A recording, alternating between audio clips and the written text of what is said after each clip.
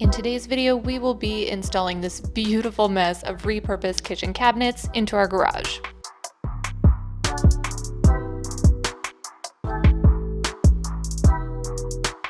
Hello and welcome to The Hill. My name is Paige and this channel is all about our DIY journey on the Saskatchewan prairies.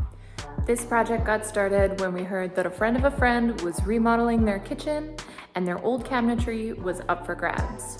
So we decided to add some storage into our garage. Let's take a look.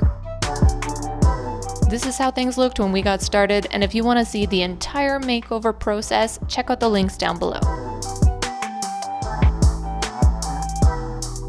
To get things started, we did an inventory of all the cabinets we had so that we could create our design. From there, we laid everything out approximately where we wanted it. This gave us the opportunity to check for any damage and know what repairs needed to be made before installation could begin.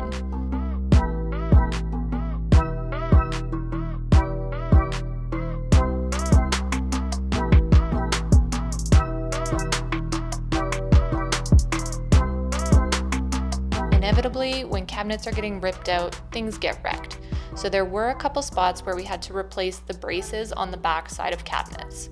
This process is really straightforward. We just pulled out the broken pieces, cut new ones, and screwed them into place.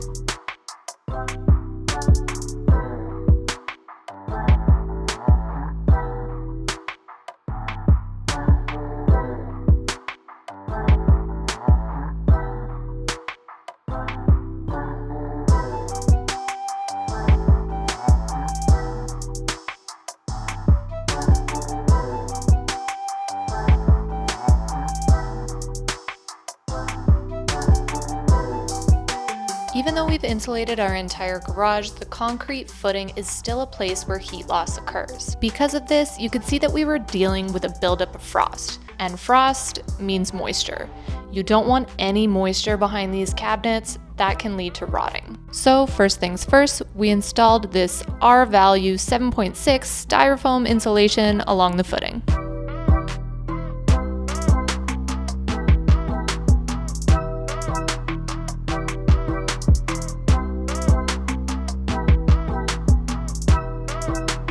After measuring, we learned that this product could be cut exactly in half in order to fit the space.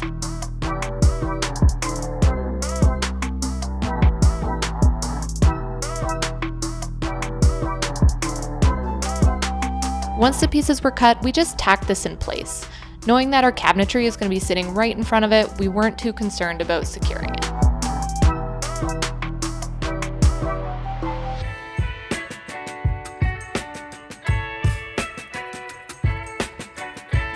The floor of our garage is sloped to drain into this pit, meaning that we weren't working on a perfectly level surface. So the next step was installing legs.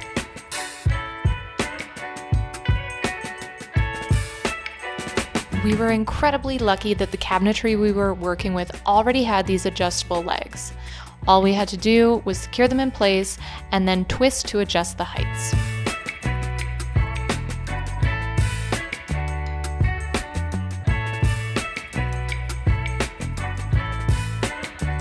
Once in place, we'd make any final adjustments to the legs to make sure that the back of the cabinetry was sitting perpendicular to the wall.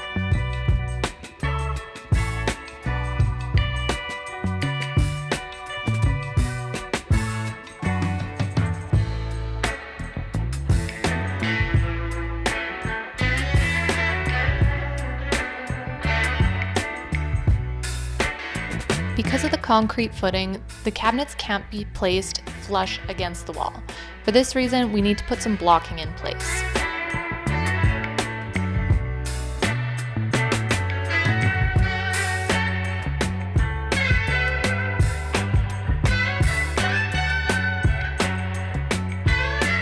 We discovered that the width of 2 4x4s was exactly what our blocking needed to be. Then we installed at the height of the countertop. This is where the blocking is behind the cabinets, which is important because when you secure them, you don't want to be securing any gaps or open spaces.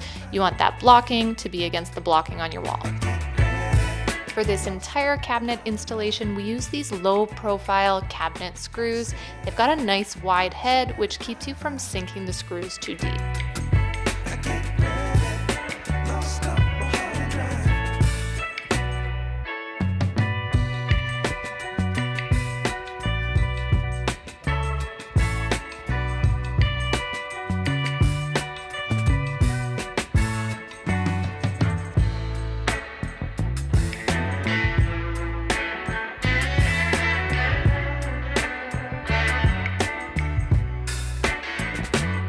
For the tall cabinets, we installed blocking up the height of the wall, again making sure that that was going to line up with the blocking behind the cabinetry.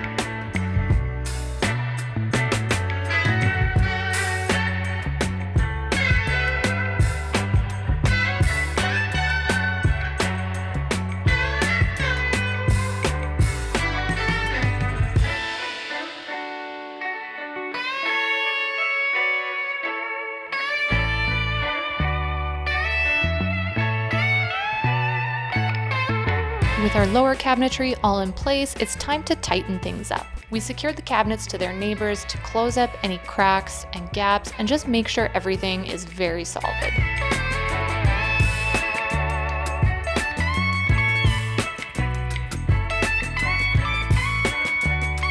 We had to space the upper and lower cabinetry in a way that the plugs were still accessible between the tall guys.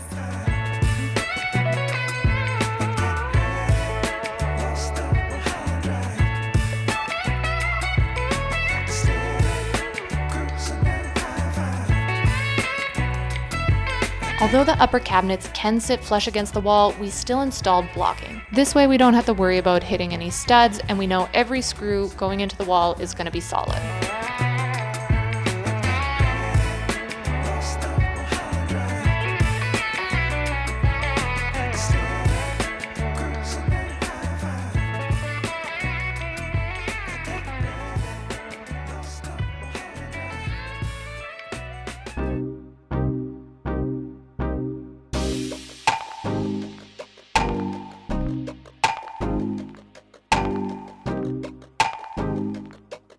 For the spacing of these uppers, we left a gap on either side against the tall cabinetry and then one gap in the middle. We're gonna clean things up and get a nice finished look by including some blocking between these gaps and then cutting down some of the spare cabinet doors we have to create finishing pieces.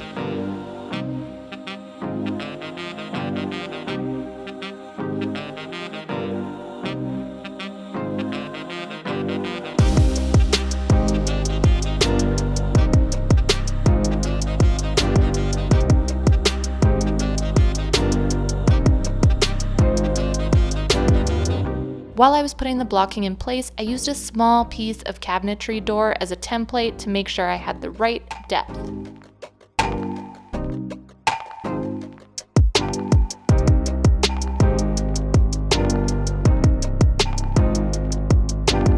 Next, we used the table saw to cut our finishing pieces down to size. To keep this a nice, smooth, clean finish, we used this no-nails adhesive to glue these pieces in place.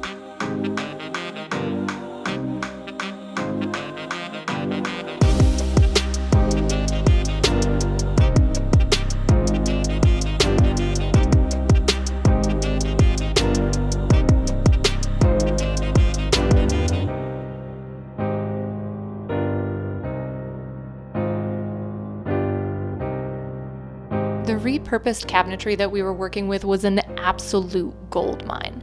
It also came with this large island cover plate that I was able to cut down and repurpose to finish up the lowers. Cutting the pieces that were going to sit flush to the floor took a little bit of extra thought because, again, we're working on a slope with everything moving towards the pit in the garage.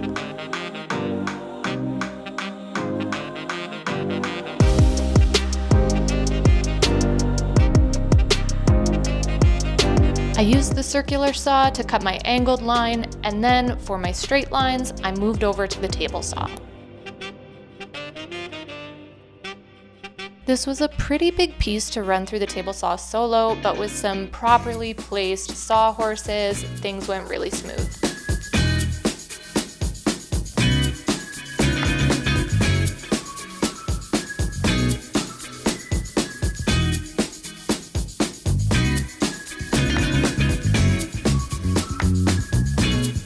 Once again, to secure these finishing pieces in place, I used no-nails adhesive and clamped them on overnight.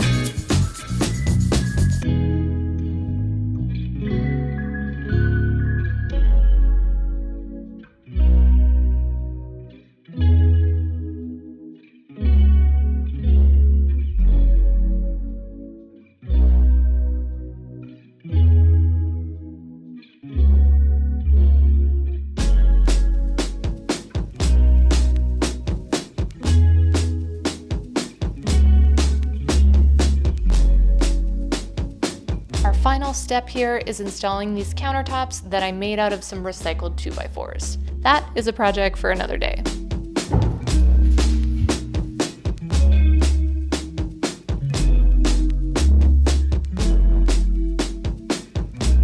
These were secured in place with some glue and screws to finish it off.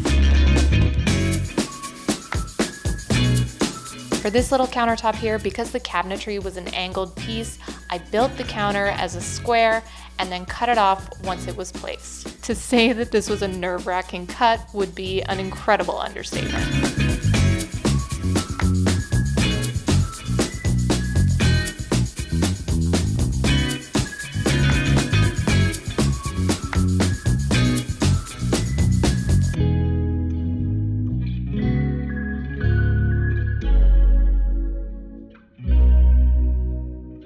Starting from studs, we have done a complete makeover of our garage, and you can watch the entire video series. I will include the links to all of them down below. Here is the finished install. I think it turned out great, and I am so happy with these repurposed cabinets.